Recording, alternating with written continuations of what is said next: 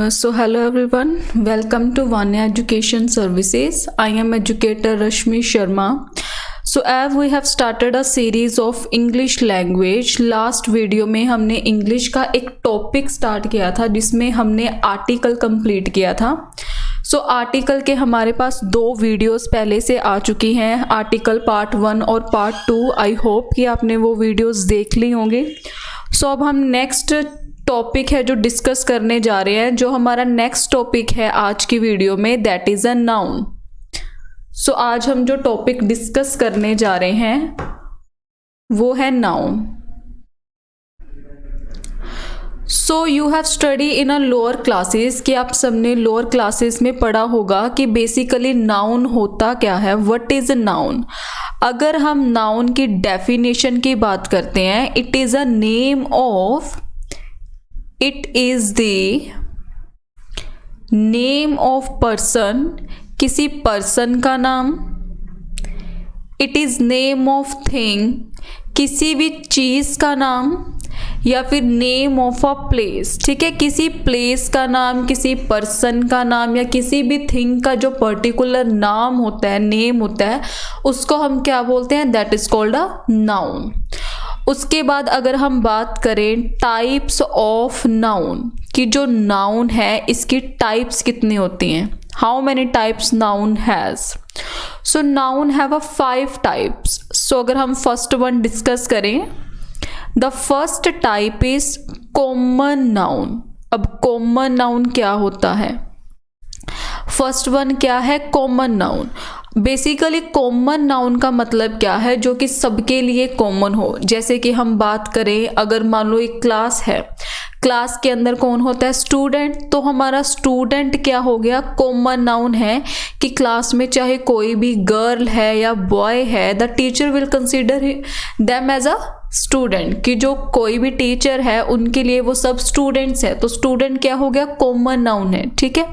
उसके बाद अगर हम बात करें बॉय, बॉय भी क्या है, एक कॉमन नाउन है, क्योंकि सब ग्रुप के लिए हम क्या बोलेंगे, बॉय ही बोलेंगे अगर एक बॉय का ग्रुप है. उसके बाद नेक्स्ट वन क्या हो सकता है, गर्ल. अगर हमारे पास एक गर्ल का ग्रुप है तो कॉमन नाउन क्या होगा, गर्ल. ठीक है.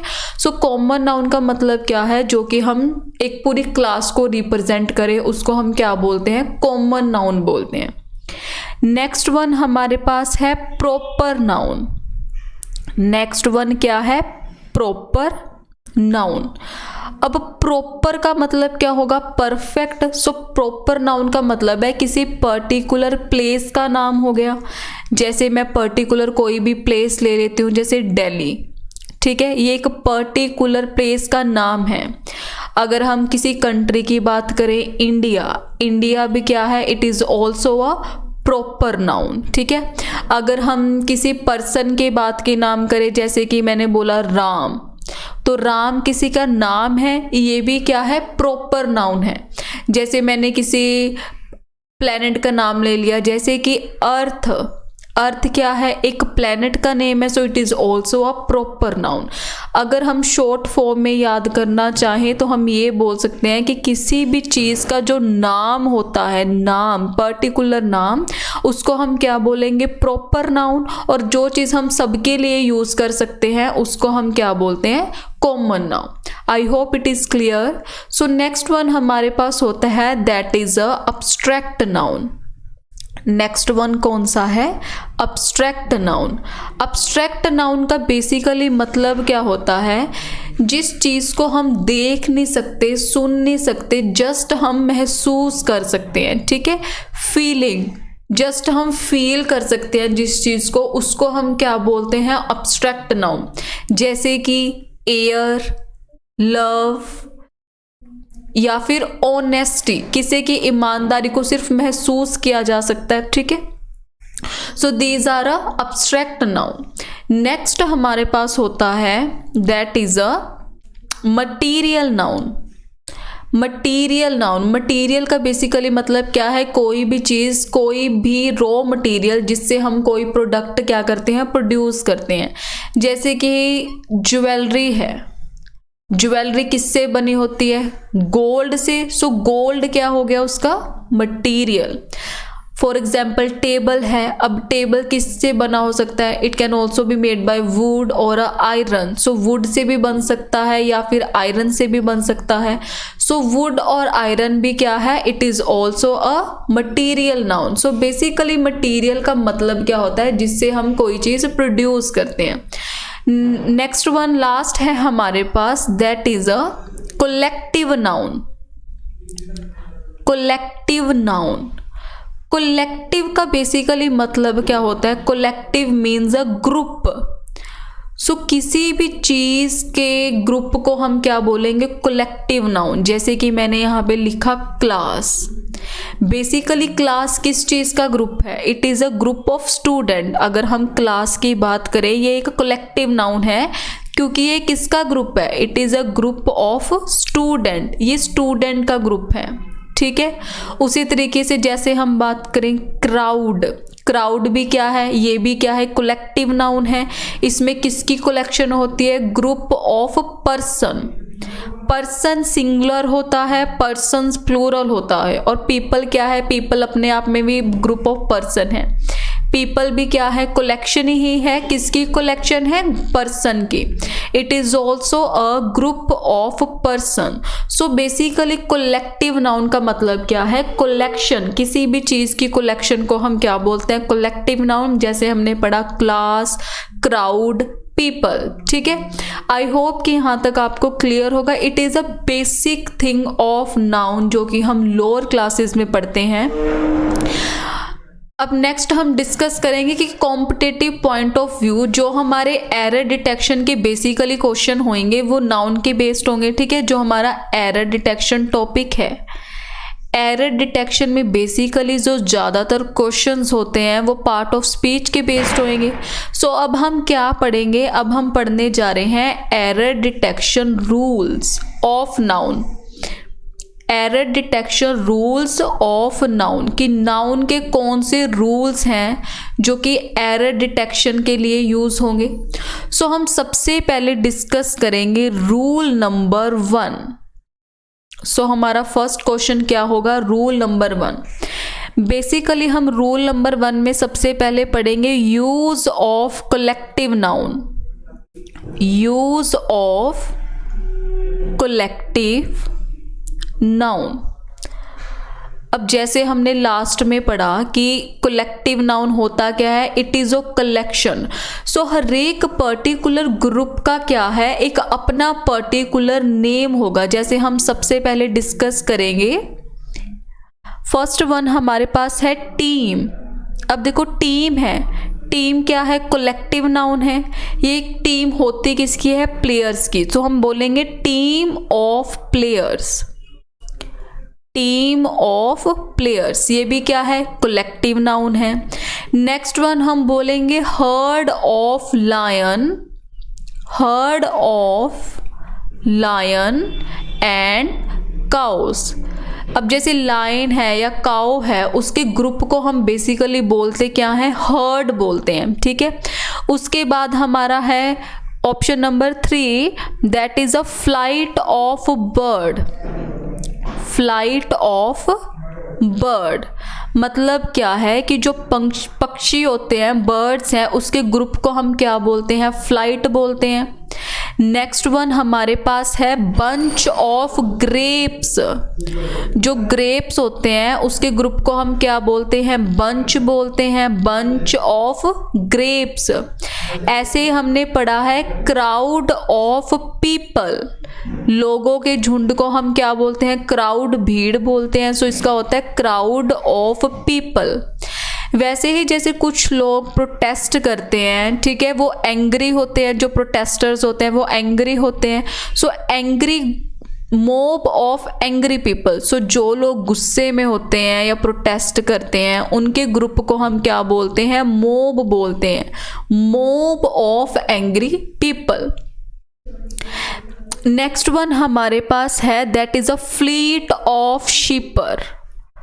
फ्लीट ऑफ शिपर्स, जो शिप पे होते हैं उनके ग्रुप को हम क्या बोलते हैं, फ्लीट ऑफ शिपर, ठीक है। नेक्स्ट वन हमारे पास है crew of sellers. Crew of sellers, जो शिप पे होते हैं, ठीक है, क्रू मेंबर्स, उनके ग्रुप को हम बोलते हैं crew of sellers. Next one हमारे पास है फ्लॉक ऑफ शिप। फ्लॉक, जो शिप होती है, भेड़, उनके ग्रुप को हम क्या बोलते हैं? Flock, flock of sheep. Next one है हमारे पास that is a shoal, shoal of fish. Fishes के ग्रुप को हम क्या बोलते हैं? That is a shoal, shoal of fish. And the last one is stock of grain, ठीक है, जो हमारे पास अनाज होता है, अनाज, उसके ग्रुप को हम क्या बोलते हैं? Stock of grain, stock of grain, ठीक है। सो ये क्या है? हमारे कलेक्टिव नाउन के कुछ बेसिक क्वेश्चन हैं जो कि एग्जाम में पूछे जाते हैं। अब मैं इसके बाद ये लिखूंगी कि एग्जाम के अंदर बेसिकली ये क्वेश्चन कैसे आएगा। सो हम फर्स्ट क्वेश्चन डिस्कस करते हैं इसी रूल के based, that is a question number 1। अब जैसे हमारे पास क्वेश्चन नंबर 1 क्या है?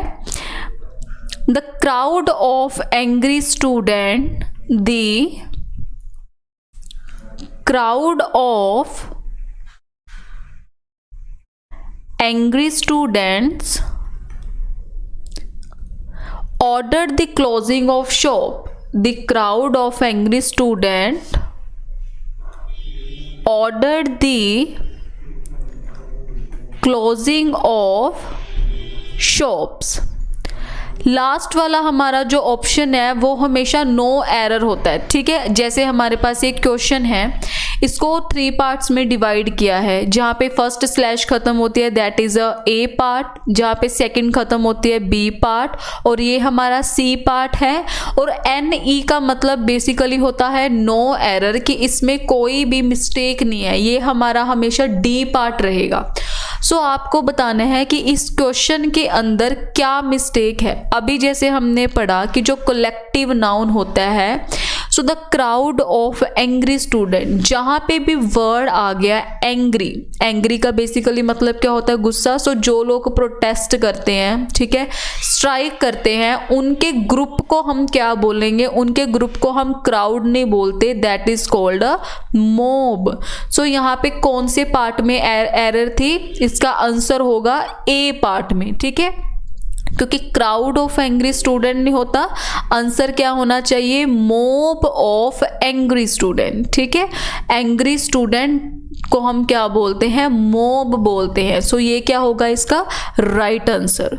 उसके बाद हम एक और क्वेश्चन डिस्कस करते हैं, that is a his mouth watered, his mouth watered when he saw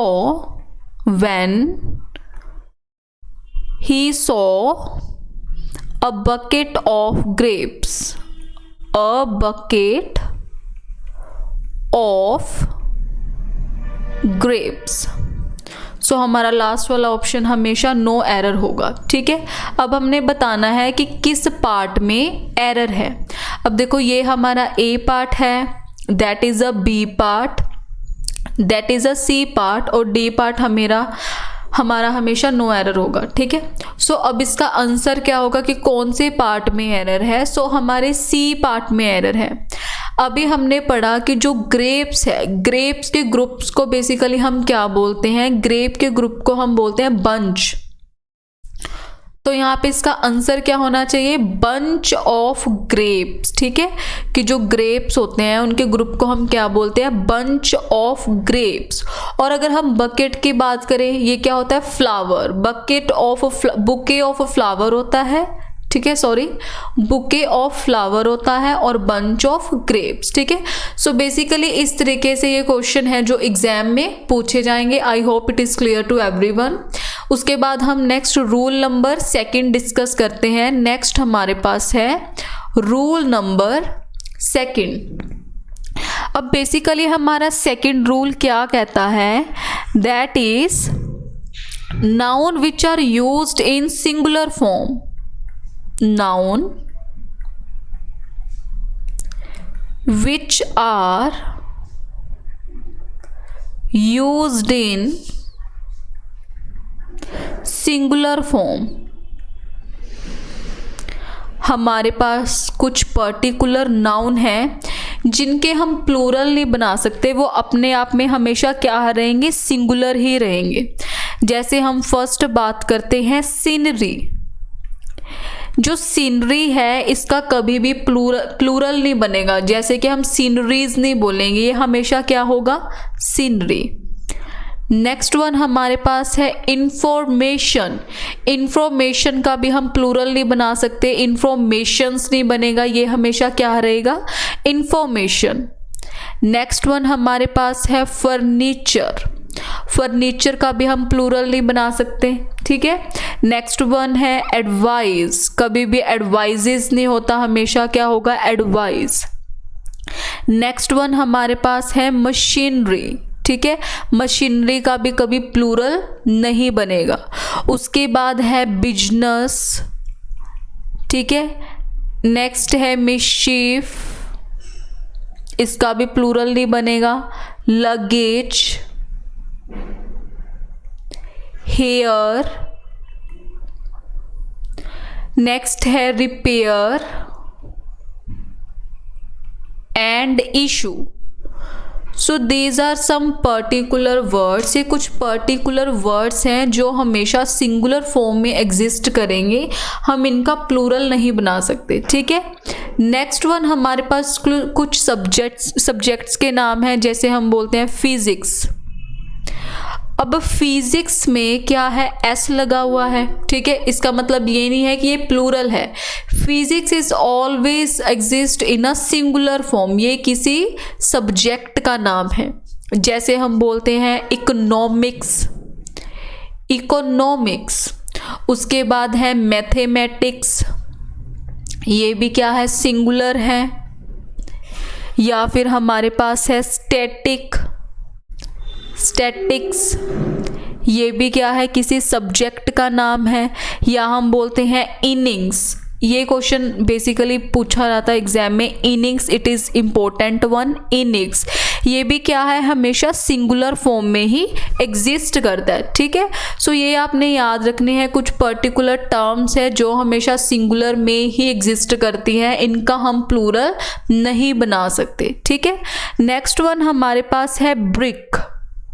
BRICS नहीं होगा, ब्रिक हमेशा ब्रिक ही रहता है। ब्रिक हम बेसिकली ईट को बोलते हैं।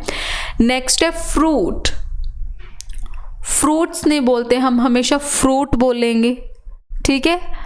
उसके बाद है हमारे पास bread. So these are some particular words जो हमेशा सिंगुलर में ही एग्जिस्ट करेंगे, हम इनका प्लूरल नहीं बना सकते, ठीक है।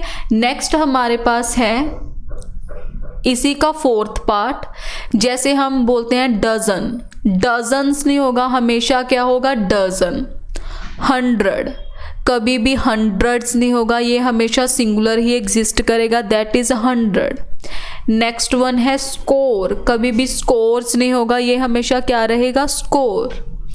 नेक्स्ट है 1000। इसमें से एक क्वेश्चन ज़रूर बनता है, हमेशा 1000 ही रहेगा, ये कभी थाउजेंड्स नहीं बनेगा।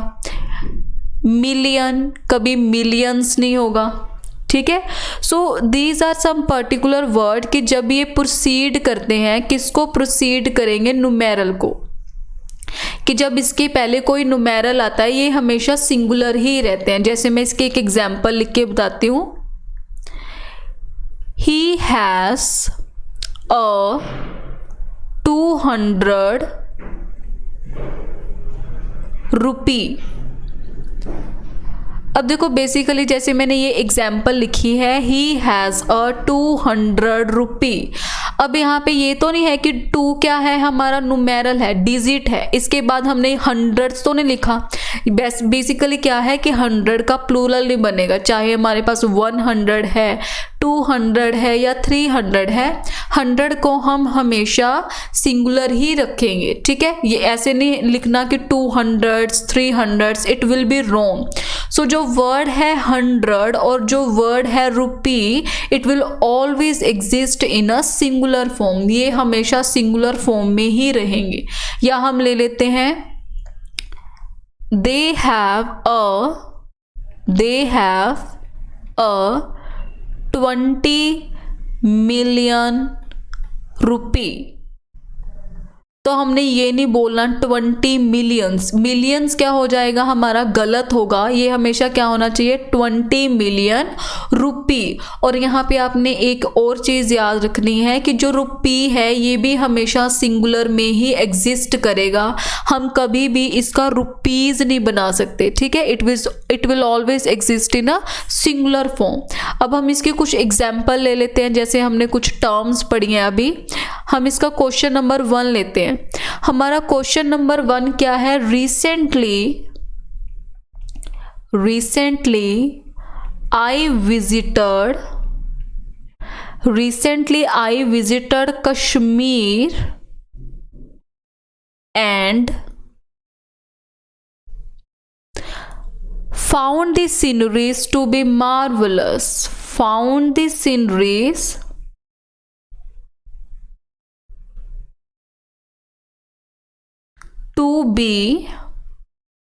marvelous,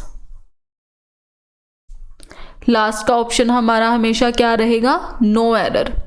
अब आपको बताना है कि किस पार्ट में गलती है, ठीक है। ये हमारा ए पार्ट है, that is a B part, that is a C part और डी पार्ट। अभी जैसे हमने पढ़ा कि कुछ हमारे पास पर्टिकुलर वर्ड्स हैं जो कि हमेशा सिंगुलर फॉर्म में ही एग्जिस्ट करेंगे।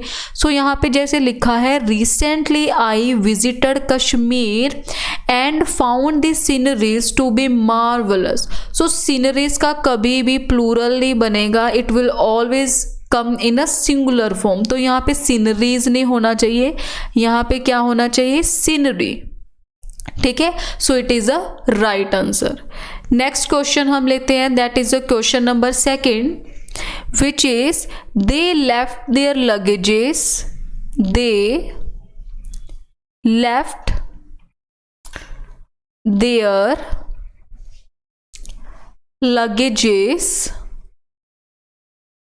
at the railway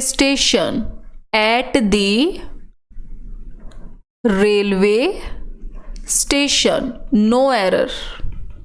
लास्ट वाला पार्ट हमेशा सेम ही रहेगा, that is a no error. So it is the first part, it is the second part, C part and D part. So अब इसमें क्या गलती है, that is the same one कि लगेजेस का कभी भी प्लूरल नहीं बनेगा, ठीक है। सो ये हमेशा सिंपल क्या होगा, that is a luggage, simple is a luggage. Next हमारे पास है क्वेश्चन नंबर 3। क्वेश्चन नंबर 3 है, all the furnitures